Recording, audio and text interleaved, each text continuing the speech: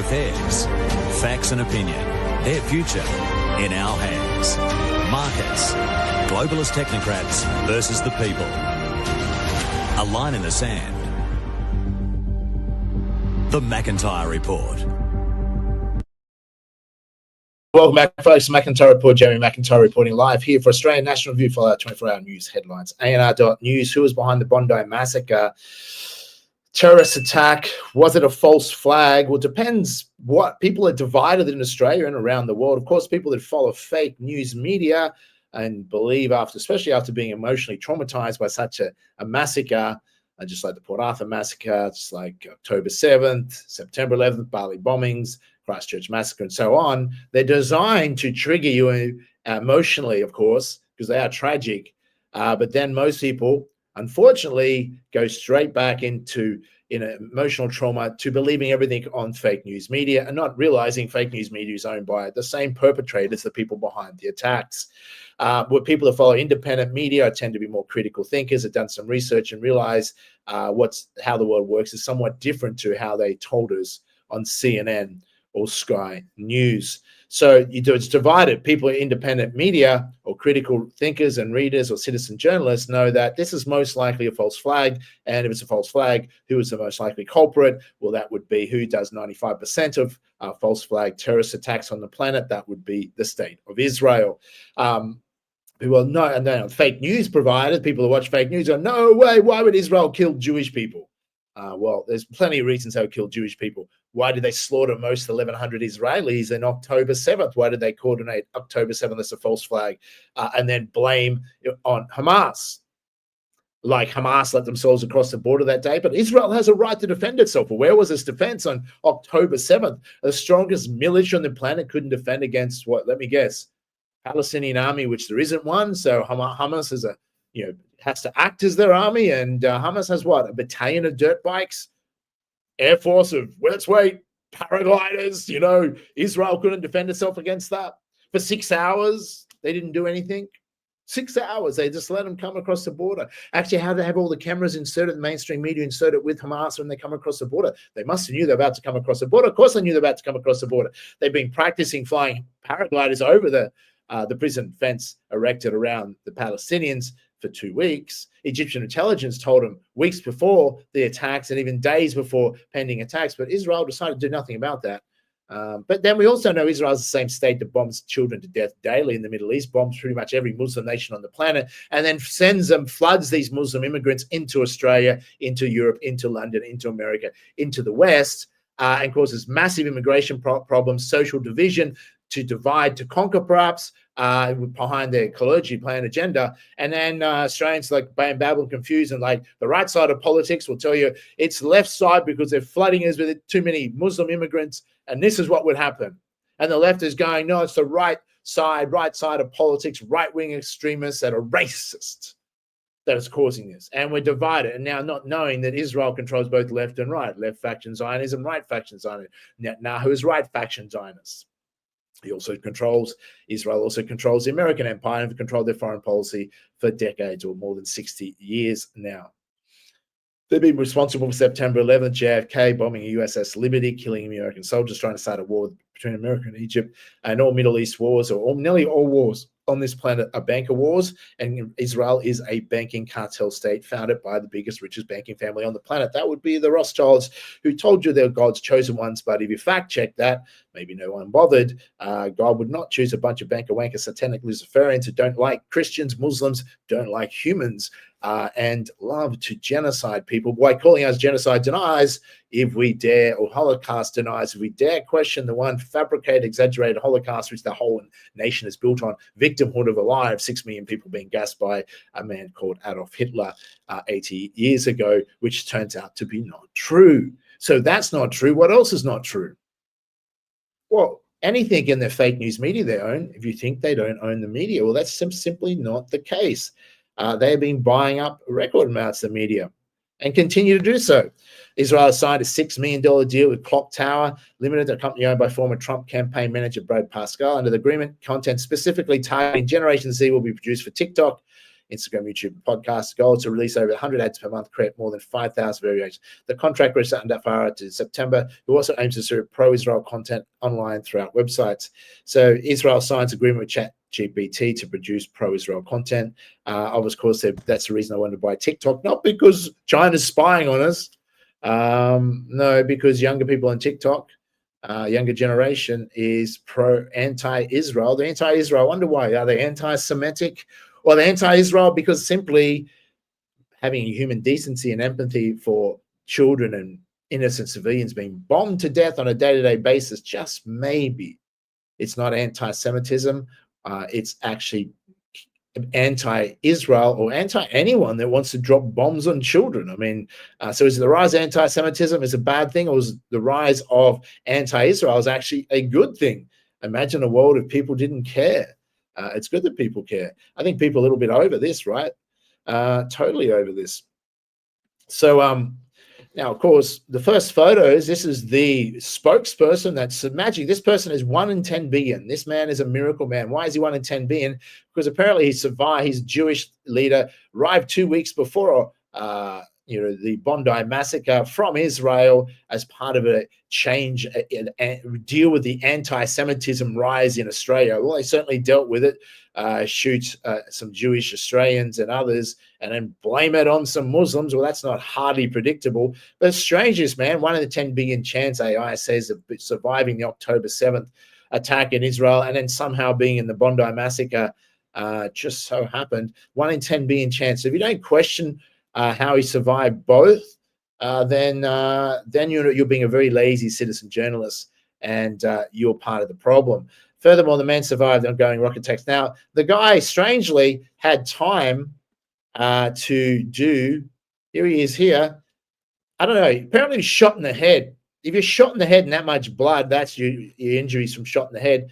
I don't know. You don't look too injured. You're too busy taking photos and selfies distributed around the world through the global media. Israel had pre-planned to go out before the massacre, and you send that out around the world. So shouldn't you be caring about your kids, or shouldn't you be caring about keeping your head down? But nah, let's get a selfie so we can. And then he also knew he was going to be interviewed on mainstream media because he's the pre-arranged one. This is the person you have to interview. And he's Jewish, of course, just arrived from Israel, survived October 7th, blah, blah, blah. Let's feel sorry for him. And I don't know, then they put a bandage on his head. But the strange thing, even if you're shot in the head, a bandage, probably you need a bit more than a bandage. And if you usually wipe the blood off before you put a bandage on one's head. But no, they didn't do any of that. Nice theatrics. And then he's talking about the rise of anti-Semitism. We have to stop this. Blah, blah, blah, blah. That's him there. Human rights lawyer, works for national security and Zionist strategy. Wow. So he's an Israeli asset, even works for them. Strange, right? So if you don't question that, you'll swallow and believe anything. If you don't understand that Israel's behind most terrorist attacks and is a prime suspect in this, but guess what? Not only is the New South Wales police has decided to hand over the investigation for the Bondi massacre to the prime murder suspect being Israel. So it's true. This is not fake news. Israel has taken over from a sovereign nation the investigation into the Bondi massacre when they are prime suspects for doing a false flag and killing Australians. That is beyond the joke. I just wonder why they might want to take it over. It's something to do with covering up who really did it. Interesting, isn't it? But if you believe fake news media, which you wouldn't because you're watching independent news channels here, then you believe everything they tell you, which despite the fact we know everything they tell us is a lie. It's good to see Malcolm Turnbull come out. I didn't expect this. Former Australian PM tells Netanyahu to stay out of Australian business. So he should. He did a bit more diplomatic than myself. I would say, how about Bibi Netanyahu? How about you just fuck off? Leave the Jewish people in Australia alone. They live a very safe existence here until your fuckery come to our shores. We know you're the one responsible for bombing every Muslim nation there is on the planet and genociding children and their parents, etc. The only peace you want in the Middle East is pieces of children's body parts blown everywhere. And you're also, Israel is the nation that's flooding the West through their puppet governments in the West, the excess Muslims. So don't blame the Muslim immigrants for this problem. Don't blame Islamic terrorism, because we happen just to know who independent media, who recruits Islamic terrorists, who founded ISIS, who founded Hamas, who founded Al-Qaeda, and uses their proxy armies to go into countries they want to genocide and steal the assets of, and go into countries like Australia that was stepping out of line and dared recognize Palestine as a state. How dare you, Australia? We warned you, Netanyahu, warned there was going to be a terrorist attack come if we continue to recognize Palestine as a state. So we were warned by Netanyahu. He already did a speech instantly, straight away, without waiting for investigation. He also wrongly accredited the Jewish man saving, tackling the gunman, one of the gunmen, when it turned out to be a Muslim. That kind of upset the narrative. The Muslim probably really interrupted their script. If you can't see this is all staged and scripted by Mossad, Israel, then you've got a lot to learn, folks, a lot to learn. But that's what's happening. This is a Mossad agent watching the entire world call out their false flags in real time. Thanks to citizen journalists, Mossad is getting sloppy. See, they used to only have to deal with the daily news cycle, newspapers and cable TV networks. Now the news cycle is every minute.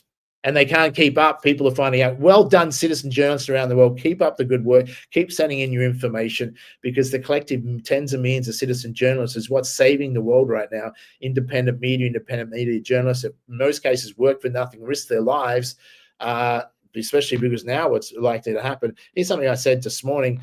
They're predictably producing the gun laws in Australia. We expected this. They blame Iran, of course. And then Candace Owens did predict this would occur as well, the second week of December, and that occurred. But I'm trying to find where they predicted the gun laws. Here we go. PM announces gun law changes, and this is my response to that.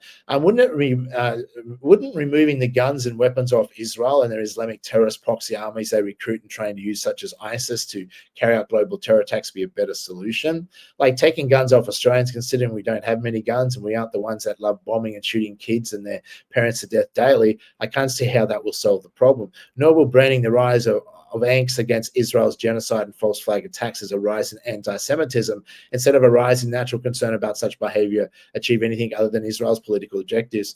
It's hard to argue with that, folks. J.D. Vance, interesting comment by him. I would say there's a difference between not liking Israel or disagreeing with a given Israeli policy and anti-Semitism. Here, that's true. Don't normally agree with J.D. Vance, but there we have it. Let's go to a quick ad break. We'll be back with some more folks on this Bondi massacre. Who was behind it? Why do so many think Israel was behind it? And those who watch fake news, why do they have no idea?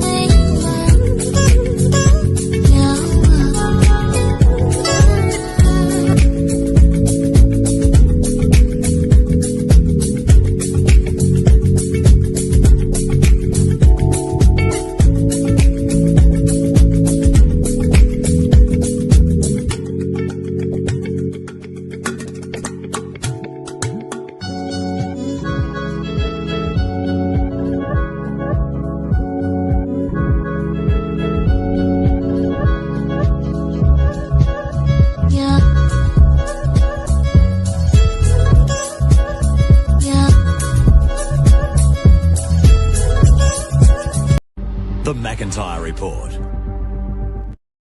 And welcome back, Jamie McIntyre here, reporting live for Australian National Review. You can follow our 24 News Hour headlines, anr.news, or obviously Jamie McIntyre 21. You can follow myself on X, also ANR on X, and many of our social media platforms. Despite being heavily censored, news is getting out.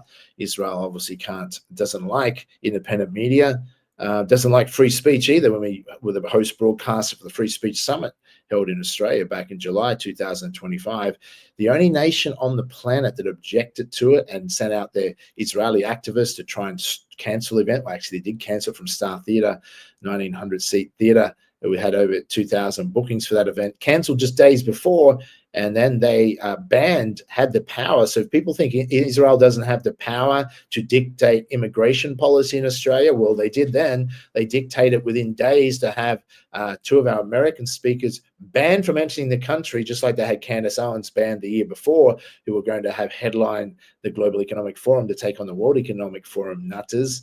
So they have control of immigration policy. So they banned them. Why did they ban them? Because on social media, they'd simply posted that they think it's not cool what Israel's doing, bombing kids to death in a genocide in Gaza, which Israel's trying to deny. So what do we do about Muslims in the West? That is the big question that a lot of people are debating online since the horrible and tragic Bondi Beach shooting. That seems to be the biggest debate that is raging online right now. What do we do with all of these Muslims? They come to the West, and this is what happens. They commit these acts of terror. All of these people are saying Muslims are the problem. We can't let them in the West. If you say the solution is keep them in their own countries, great. I think that's their solution too. I think they would prefer to stay in their own country. The problem is we keep waging wars, and those wars have created instability. Here we are doing everything we can to help the Israelis clear the land of Muslims and destabilize all of the neighboring countries around Israel. And then they all flee here. We've had all these destabilizations, all these wars, mostly at the behest of Israel or oil or both. And then they give you a problem. The problem shows up at your doorstep. When we invade, we end up creating the refugee crisis every single time. So really, I think the solution, instead of allowing Israel to continue getting us into these wars to destabilize so that they could continue controlling the regions, rather than doing that, maybe the Jews should leave. You know, they're saying, well, the Muslims should leave the West, or maybe the Jews should leave the Middle East and leave the Muslims in the Middle East. They keep telling us all the time that they're the good ones. They're the more westernized civilization. Okay, well then it should be easier to integrate you into our societies, right? Let's just do a swap and end the state of Israel. And that way we also end the Islamic terror that continues to infiltrate Western societies. We'll send the Muslims back to the Middle East. We'll send the Jews here, and we'll stop destabilizing those countries. We'll just get out of the region altogether. Well said, Kim. True. If we don't want Muslims in the West being flooded by Muslims, which is Israel doing, and maybe we get Israel to stop bombing excess Muslim nations, then Israel gets the hell out of the Muslim nations in the Middle East. Simple. But where would Israel go? No one wants them. They've been booted out of how many countries for their fuckery? And now they're basically taking over Australia. They completed the takeover of Australia because now they've got the Australian Prime Minister to agree with new anti-Semitism laws. It is clear we need to do more to combat this evil scourge, much more. As Special Envoy to combat anti-Semitism, Gillian Siegel has delivered a report that sets out further steps we can take. The Australian Government adopts and fully supports the plan to combat anti-Semitism. We'll continue to work through the implementation of the 13 recommendations in consultation with the Jewish community and the Envoy, and of course the first recommendation was the adoption of the IRA definition of anti-Semitism that the Government adopted. Today I'm announcing a significant number of additional actions to build on the plan. Firstly, the Attorney-General and Minister for Home Affairs will develop a package of legislative reforms to crack down on those who spread hate, division and radicalisation. The National Security Committee has agreed that changes will include the following 5 points.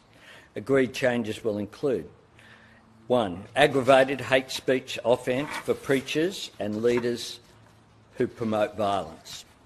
Secondly, increased penalties for hate speech promoting violence. Thirdly, making hate an aggravating factor in sentencing crimes for online threats and harassment. Fourthly, developing a regime for listing organisations whose leaders engage in hate speech, promoting violence or racial hatred. And fifthly, developing a narrow federal offence for serious vilification based on race and or advocating racial supremacy. The Minister for Home Affairs will also have new powers to cancel or reject visas for those who spread hate and division in this country or would do so if they were allowed to come here. David Gonski has agreed to lead a 12-month task force which will include the envoy to ensure the Australian education system prevents, tackles and properly responds to anti-Semitism. I, of course, acknowledge that more could have been done, and I accept my responsibility for the part in that as Prime Minister of Australia. But what I also do is accept my responsibility to lead the nation and unite the nation, because what people are looking for at this time isn't more division. They are looking to come together.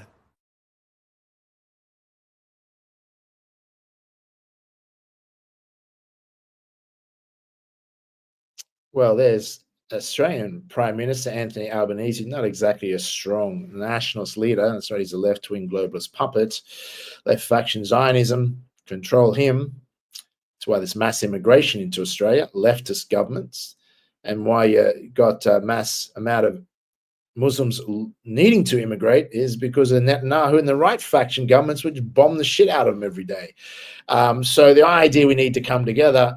Yes, it's Israel, though. It's dividing Muslims and Christians. That's part of their plan, divide to conquer. Then scare the bejesus out of Westerners that Muslims are big, bad people and going to kill you. Yet they don't disclose that these Islamic terrorists that they recruit and arm and train, they're behind. And they want them to scare the bejesus out. That's why they created ISIS, to scare you, because Al-Qaeda was no longer scaring you. They want you scared so they can remove your rights. They want you to stand with Israel because they're the defenders of democracy, right? Despite not having a democracy, it's a pretend democracy like in the West, and they control the Western vassal states, including Australia. And as soon as Australia stepped out of line, boom, you get another terrorist attack. I mean, who do you think did Port Arthur massacre to remove our guns? Oh, that's right. Fake news will tell you it was just a lone gunman, which a 5-year-old can debunk. But we won't go into that now because that's just a conspiracy theory, as the mainstream media push out their conspiracy theories with people accept without question. But is there a change? Are people waking up? I would say yes, they are. Israel is begging the US to stop their proposal for Palestinian statehood in the UN. Israel is scrambling behind the scenes, urging the US to water down its own UN resolution that dares to mention Palestinian statehood. With a crucial Security Council vote hours away, Netanyahu's aides are pressuring Washington and Arab allies to strip the language. Yeah, it's interesting. They're under all sorts of pressure. The Israelis are executing a genocide in Gaza, and we are complicitous in that genocide. When you say it's a genocide, what do you mean? Really? So Israel denies a genocide and calls us Holocaust deniers. Why it's doing one that the whole world can see right in front of them. But no, we're the Holocaust deniers because we question the 6 million fictitious figure that 6 million Jews were gassed 80 years ago. They continually deflect back to that, and they're going to increase the education system in our schools. So we believe the lie and feel sorry for these fake Jewish imposters. Now, I have no issue with normal good Jewish people. The good Jewish people I feel sorry for in Australia because they're being used as pawns by Israel. And they probably, some of them don't want to know the truth. Most people don't want to know the truth. It's uncomfortable. But the truth is, most 1,100 Israelis slaughtered on October 7th were killed by the IDF, by Israel. Now, of course, they'll say it's the Hannibal Directive and they're doing it to stop them being taken back as hostages. Well, no, that's not true. They deliberately did it because they needed to frame and blame, make Hamas so evil. Now, Hamas killed some, but who really controls Hamas? Who started them? Who funds them? Who said in 2019, which Israeli Prime Minister Netanyahu, that we must continue to fund Hamas if we want to achieve Israel's political objectives? Who's been caught, exposed in the war crimes of sending $35 million US in cash? Netanyahu continued funding Hamas. They created Hamas. Why? because they need an opposition. They need to have an excuse. Why do you think they send ISIS into these places? Because then they go, oh, tell Westerners, oh, we're going after terrorists. Who do you think's slaughtering Christians in Nigeria right now? Who do you think's arming those people? See, when you figure it all out, Israel loves genocide and theft of nations' assets. That's how imperialism, colonialism was driven by the banker-wanker cartel state that founded Israel. So behind Israel is the same people that were behind all those genocides.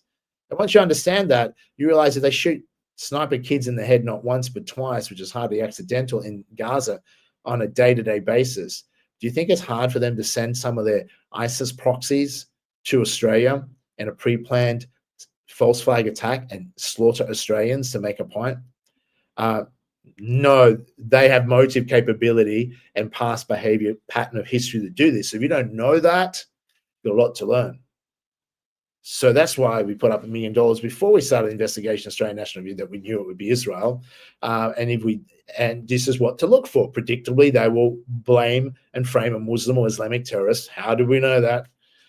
They will target Jewish, because then it makes it look like it's Islamic terrorists doing it all by themselves. Then they'll attack the Prime Minister by saying this is because anti-Semitism, the rise of anti-Semitism is the problem in the world. You mean the problem in the world is not Israel committing a genocide and bombing kids to death in Gaza? That's not a problem. That's perfectly okay. Oh, no, it's increase in hate crimes. Oh, so hate crimes is the problem in the world. What people have to say about you dropping bombs on kids in Gaza. So it's not your problem. Your behavior is perfectly fine, slaughtering people and committing a genocide. But those of us that criticize that, oh, that's clearly hate speech. That's the crime. Or criticize Israel. Now that's the crime. That's now is a crime. That's anti-Semitic. It's nonsense. Oh, we must remove the guns off Australians. Or didn't you already do that after you did the Port Arthur massacre? So is removing the few guns that are left in Australia off Australians going to solve the mass murder and genocide and terrorist attacks? I'm confused. How's that going to do anything? It's not Australians that are sniping kids once or twice, more than once in the head on a day-to-day basis and bombing kids and blowing them to pieces. Australians aren't typically doing that. So you can take all the few guns we have left off us, but it's not going to stop the genocide in Gaza. It's not going to stop the rise of anti-Semitism or the criticism, which is criticism of Israel. It's not going to stop people saying hate crime, words against evil people. I mean, it must be a lot of hate to kill kids. You don't have to hate to criticize hateful people that kill kids. So the solutions are just crazy. The BBC World Service has compiled material on over 160 cases where children have been shot in Gaza and found that in 95 cases, the child was shot in the head or the chest. In most of these cases, the victim was under 12 years old. The cases we found run from the first weeks of the war up to July this year. Even BBC has reported on their attacks. In Australia, we have serious challenges to solve, and we need serious people to solve them. I promise. Unfortunately, Tony. The Israelis are executing a genocide. In Australia, we have serious challenges to solve, and we need serious people to solve them. I promise. Unfortunately, Tony Abbott is not the least bit interested in fixing anything. He's only interested in two things: making Australians afraid of it and telling them who's to blame for it. I just think that Michael Douglas was much better at it than Albo. Well, yes, that's our former or current Prime Minister and former Prime Minister Tony Abbott. But if you think a weak leader like Albanese is going to unite Australia, I doubt it. And you think just voting them out and getting a right-wing leader, once we continue to be divided by left and right, Israel loves that. Divide to conquer, they achieved their goal. Israel loves slaughtering anyone. And as I said, the poor Jewish people are just pawns. If you think Israel won't kill you, you should think again. If you think moving back to Israel is going to make you safer, you're safer in Australia if Israel just butt out and stop causing problems. Australia was a very safe country for a long time for the Jewish. The Jewish live in Australia probably because they don't want to live in Israel. But one of the reasons that Israel loves anti-Semitism and drives up and ramps up anti-Semitism is because it increases the amount of money Jewish then feel they need to send back to Israel. It increases the amount of Israelis or Jewish that will move back to the fake state of Israel. All part of their plan. People are starting to see it, though. They are waking up. But what's going on with the police response? These police officers were hiding behind a car. I tried to grab one of their guns. One of the other one grabs and he says, no, I'm trying to grab for his gun. These men, these police officers, they know who I am. And I hope they're hearing this. You are weak. You could have saved so many more people's lives. They were just standing there, listening and watching this all happen, holding me back. 2 police officers. Where were the others? Not there. Nobody was there. Everyone, the public, helped. Nobody else. My little 3-year-old was saved by a pregnant woman who saw her crying and screaming, Mummy, Daddy. We were there. There was not. Do you know how long did it take for police to come? How long did it take? It was just... No one, everyone was too scared. Questions should all ask, just like Charlie Kirk asked of Netanyahu, what was there standout orders on October 7th? Question, and he got, you know what happened to poor Charlie Kirk? They Charlie Kirked him. Were there stand-down orders on Bondi at the Bondi Massacre? Now, there probably wasn't stand-down orders. The way that Israel does it in these false flags is they bamboozle the police. They send, put in false reports to send police in opposite directions. There's police in the, you know, although they'll say, look, there's specials handling, stand down. We've got it under control. I don't, you know, for those who have never been to Bondi, if you're watching this from around the world, I used to live in Bondi, right on the beach there, at the end of Bondi. And I have many friends in Bondi, many Jewish friends, and half my friends are Jewish. And none of these Jewish friends stand with Netanyahu. And there's police presence everywhere in Bondi, everywhere, every day. There's police driving up and down multiple cars. I mean, it's a busy tourist area, busy local area. It's one of the most famous beaches on the planet, in one of the most famous cities, in the biggest city in Australia. The idea that police wouldn't be there within 30 seconds or they're all there all the time. There's a police station at the end of the street. The idea takes 20 minutes, and there's 2 gunmen, remember, standing, walking around, one of them on the top of the bridge, which anyone could shoot. You could throw rocks at, like not protected, but shooting and not even trying to seek protection. What sort of gunmen know that they're not going to be shot at for 20 minutes, even if there's police around? Doesn't that make you question something? That something's not right about this? That you're being lied to through fake news media? They're just fed a narrative by intelligence assets, intelligence agencies. And who's taken over this investigation? That's right, intelligence agencies of Israel, Mossad, etc. Do you think they're going to tell you the truth? Have they ever told you the truth? What do they want? What is their motive? It's pretty simple. They want to divide to conquer. They want a one-world government run out of Jerusalem. That's part of a long, detailed plan, starting with the Greater Israel Project. If you don't know that, they want Iran gone, and they'll soon be clamoring, Netanyahu will be clamoring for you to send your loved ones, your teenage sons and daughters, yes, daughters this time, conscripted to go and fight more banker wars in World War III. Because that's what Netanyahu wants. That's what Israel wants. They want you dead. They hate you, Goyim. And they'll slaughter Jews to achieve their outcome. Do you think they give a damn about the Jewish? And unless the Jewish wake up and start standing up against this evil regime, they will continue to suffer as well. This is not a Jewish matter. They want to make it a Jewish matter. They want to make out anyone that criticizes Israel as a Jew hater, is anti-Semitic. If you don't criticize Israel by now, I'm going to suggest, what sort of person are you? If you're going to support them dropping bombs on kids daily, even when there's a peace agreement reached, they haven't stopped killing people. And how many nations are they bombing? How many nations have they bombed this year?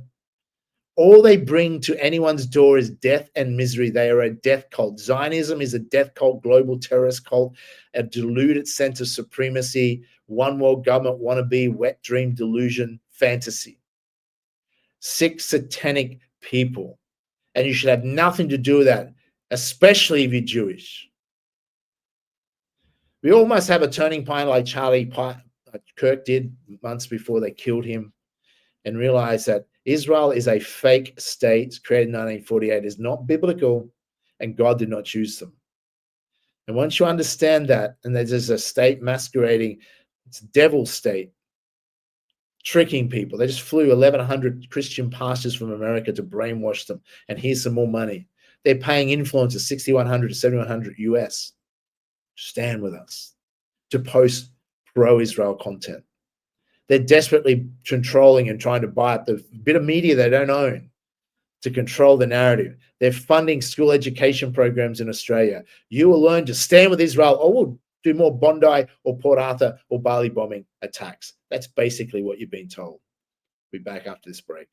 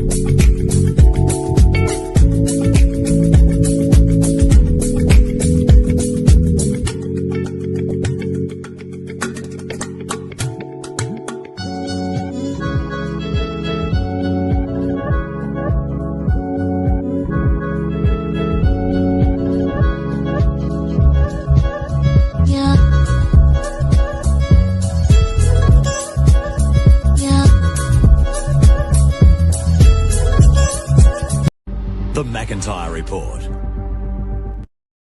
Welcome back, folks. Talking about the Bondi Massacre. Who's behind it? Why do so many people think it's a false flag? Especially critical thinkers. And citizen journalists are exposing it left, right, and center. No one's really buying the official narrative except for the slowest of the slow in the class that think everything on TV is true.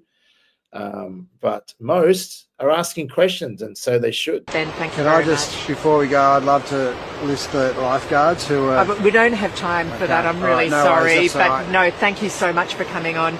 Ali, I think we'll just leave it there. There is hope, and Bondi will overcome. And I love what Ben was saying there, and just really sums that up, that idea of like this, they will not ruin what this place represents, and they will fight. The local community here will fight back, and it takes the fact that you had really special people like our lifesavers yesterday afternoon. When you hear those gunshots, and we know what our instinct is, it's to run away. They did the opposite of that, having no idea what they were running towards. Thank you so much for that, Layla, and thank you, Ben. When we come back, we're going. Isn't that interesting? Now, lifesavers went down and saved a lot of people, risked, their lives. Why does the official narrative not want you to know that? Interesting, isn't it? Cut it off. No talk about that. Strange what's going on. The strongest lobby in Washington was the Jewish lobby. It was Israel. That's no longer true. You have to be very careful. My father would tell me the most powerful lobby that there is in this country is the Jewish lobby. It's the Israeli lobby. It's not that way anymore. You have a lot of people in your way. You have a lot of people that don't want to help Israel. You have a lot of people in Congress that don't like Israel. And if you would have told me 15 years ago that that was possible, Jason, I would have said there's no way. There's no way that's possible. But it's happening. And obviously it's getting progressively worse. Well, they still have a fair amount of lobbying power, don't they? Let's look at what Nick Fuentes has to say. Officials said the son had come to the authorities' attention in 2019. As always, as is always the case. Just quick question. Have you ever heard of a mass shooter, a terrorist that was not previously known to the authorities for like 10 years? Why is it that all these people are always a known quantity, but somehow they just slip through the cracks? This person has been known to law enforcement for 6 years and apparently traveled to the Philippines, received military training, returned to the country, somehow acquired a firearm, which is very difficult to do in Australia, carries out the attack. They didn't know. I guess they were a little too focused on Joel Davis, huh? Australia's government was so busy locking up Thomas Sewell and Joel Davis and the White Australia Party. They were so busy dropping the hammer on people for criticizing Jews, for talking on Twitter, that they let ISIS slip through the cracks, because that's the focus in the country. Nick's always provocative, but he has a point. Let's listen to what some of the Jewish commentators say. Kind of the more I started reading about the Israel-Palestine conflict is that it does just seem to me that one side obviously has a superior claim. The destruction of Gaza, you could say, was a reaction to October 7th, which was a reaction to the 60-year occupation, which was a reaction to 1967 war, which was a reaction to Egypt amassing its troops on Israel's borders, which was a reaction to Israel's war 10 years earlier with Egypt, which was a reaction to, you could go all the, which was a reaction to, which was a reaction to, which was a reaction to, which was a reaction to a bunch of Eastern Europeans deciding that they were going to create a Jewish state in the middle of Arab land, and in the process of that, ethnically cleansed like 750,000 of them out of their land. That's kind of the real story. You know what I mean? Yeah, we should listen to a lot more Jewish commentators. They try and make out it's a Jewish thing. It's anti-Jewish to criticize Israel, but there's so many Jewish that don't like Netanyahu, are critical of Israel's genocide in Gaza. It doesn't exactly bring peace to the Middle East, does it? But fair enough comment by Kim Iverson, independent journalist, before. We want Muslims out of our Western nations and back into Muslim nations. Maybe we need to get Israel out of Muslim nations and out of the Middle East so the Muslims can return and live safely, not be bombed to death by Israel and then flooded into the West to destroy Western civilization by Israel. Do you trust Benjamin Netanyahu? Never. Can there be peace while Benjamin Netanyahu is the leader here? No. No. Can the world trust Benjamin Netanyahu? I don't think that anyone can trust him. Basically, he lies to everyone and no one trusts him. If you were a Palestinian living in the West Bank or Gaza, what would your view be of Israel? I would fight against Israel in order to achieve my liberty. How would you fight? How dirty? I would do everything in order to achieve my liberty, and that's it. I once was asked some 30 years ago what I have been doing if I were a Palestinian. And 30 years ago, I was new enough in politics to tell the truth that if I were born Palestinian, I probably would have joined one of the terror organizations. So we can hardly say it's a Jewish matter. This is Jewish. Israelis speaking out against the government. They don't trust Netanyahu. Do you trust Netanyahu? Find me someone that trusts Netanyahu. So this is the sort of man that you want to be. This is the sort of role model you have. This is sort of someone that like drops bombs daily on children, that has lied for decades and decades and started so many wars. You remember the weapons of mass destruction was Netanyahu lying to US Congress. Once you realize September 11th was pre-planned and they planned to bomb these 7 nations, 7 wars in 5 years. General Wesley Clark was told within days of September 11th when he went to the Pentagon. What do you mean 7 wars in 5 years? They're starting with Iraq, Syria, Afghanistan, ultimately ending, in Yemen, Libya, Syria, ending in ending in Iran, which they're trying to start a war with yet again. But they need America to be able to win that war. They always need America to fight their wars, and that's why they want a war with Iran. That's why they started war with Russia, and they're provoking China by arming Taiwan. And now they're getting America to steal oil from Venezuela. And don't worry, Nigeria will be there soon. That's why they're slaughtering Christians there, to get you to trick you to supporting US Marines to go in and help them steal Nigeria's oil. Fascinating. Ben, thank you. Can I just, before we go, I'd love to.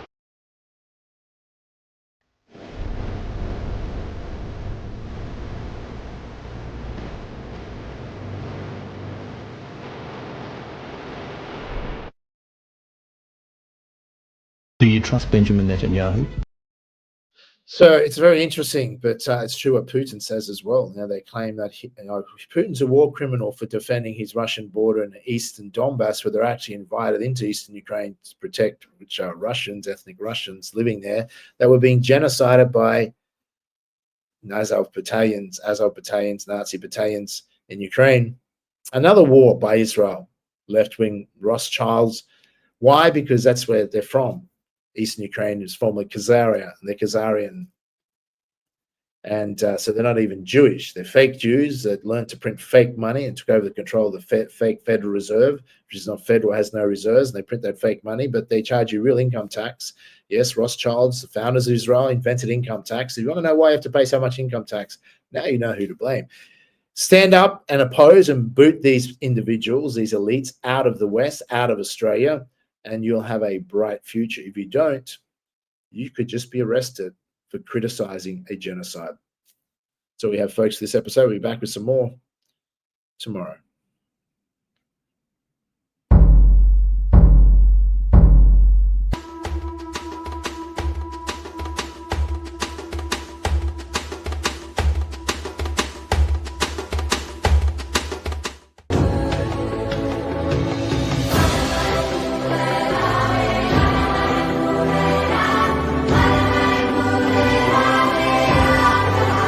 What does $78,000 get you in Bali? Introducing Resort K and Vios by LUX. Studios from $79,000 AUD. Hotel-style amenities. Live, work, unwind. Unique design villas, live in or rent out. Prime Seminyak location. Steps to dining, buffets and beach clubs. Projected net annual returns, 12 to 18% PA. Thinking of moving to Bali? Own your place in Seminyak. Own at Resort K and Vios by Lux Seminyak.